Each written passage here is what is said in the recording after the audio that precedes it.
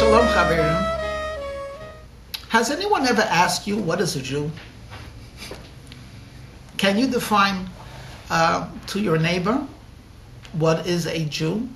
Would you describe him as someone that's very religious, someone that keeps kosher? And then what would you do about all of those that are not yet keeping kosher? Would you give the impression Jews pray a lot? They're always praying? And then we would ask ourselves, what about those Jews that don't? Well, there is a legal definition. A legal definition is someone who's born to a Jewish mother, or someone that converts to Judaism according to the laws of Torah. Well, that's a legal definition, absolutely correct, but it usually is not satisfactory to your neighbor who wants to know what is a Jew. You know, the Kabbalists and Hasidus have a beautiful definition. A Jew is a creature of heaven and earth. We're not like an amphibian that lives in water and out of water, but we're actually a fusion of heaven and earth. There is no part of a Jew's existence which is purely heavenly or purely earthly. It's a true mixture, and which creates a brand new entity called Judaism and called the Jew. In the Chumash, in the Bible, we're told that God took earth and blew into him a breath of life. We call that a neshama. The Holy Tanya adds that though when we talk, we're expelling breath, but we could actually talk a very long time. It's not exhausting. But if you blow, as we all know, if you blow balloons for your daughter's birthday party, I guarantee you wouldn't be able to do that for 2 hours straight without taking a break. Why? So the Tanya quotes the Zohar. When you blow from deep within. It's as if to say that something very, very deep, some type of an air or some type of your essence is found very deep, and when you blow it and you expel it, you're bringing it to the forefront. And that's exhausting in a practical sense, but that's also the power of a soul. A neshama is not merely something that God created, like he created angels or like he created the earth itself. It's literally a part of God's essence. So here we are, me and you, fellow Jews. Over 3,300 years have passed since we have the Torah. And we live out our destiny as a creature of heaven and earth. What does that tell us? Well, one of the things that it will tell us is that we will never be able to truly be content by only picking heaven over earth, or for that matter, earth over heaven.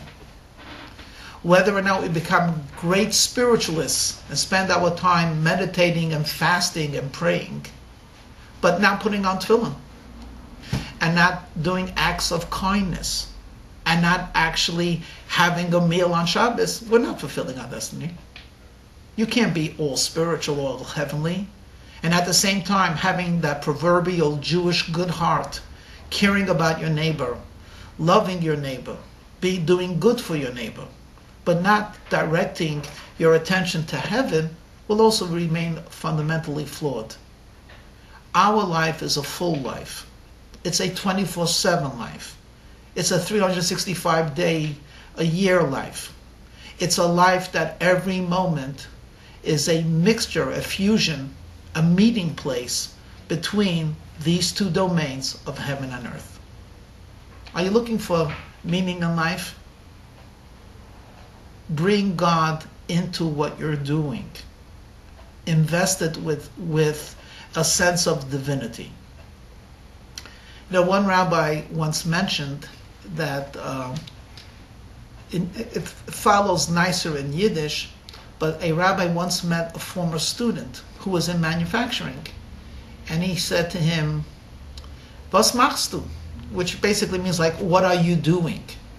So he took it as, the rabbi wants to know what's occupying me. He says, "Well, I'm in manufacturing, I produce this and this and this, and thank God I'm doing very well." The rabbi listened and acknowledged.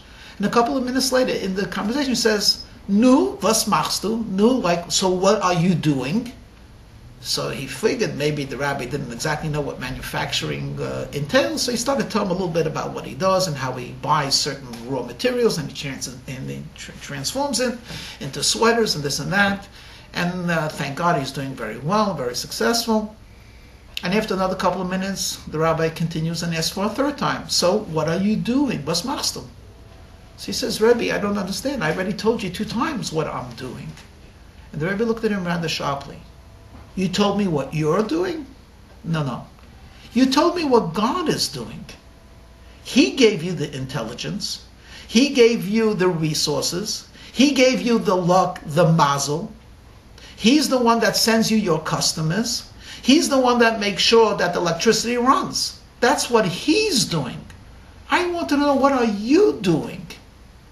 See, God doesn't pray for you. That's up to you. God doesn't give charity for you. That's up to you. God doesn't eat kosher. That's up to you. I wanted to know, what are you doing?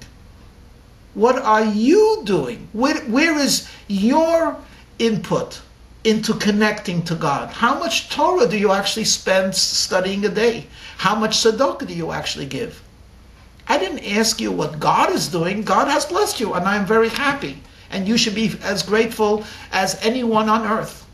God has given you this, but what are you doing? I don't have to elaborate any further. I think we could ask ourselves that question. What am I doing? What have I done today? The Lubavitcher Rebbe once remarked that a person should ask himself not only what has he done today, but what has he done to perfect the world? What has he done to bring the Mashiach? And it sounds quite daunting. You say, fix the world, prepare the world. I'm so behind on what I have to do. But in truth, when you fulfill what you have to do, you are preparing the world for a universal glow of goodness. Because what is the world composed of? Individuals. Every individual, especially every Jewish individual, through perfecting his world, actually is able to create a perfection and a rectification in the entire world. So what are you doing? I hope well. I hope you're successful.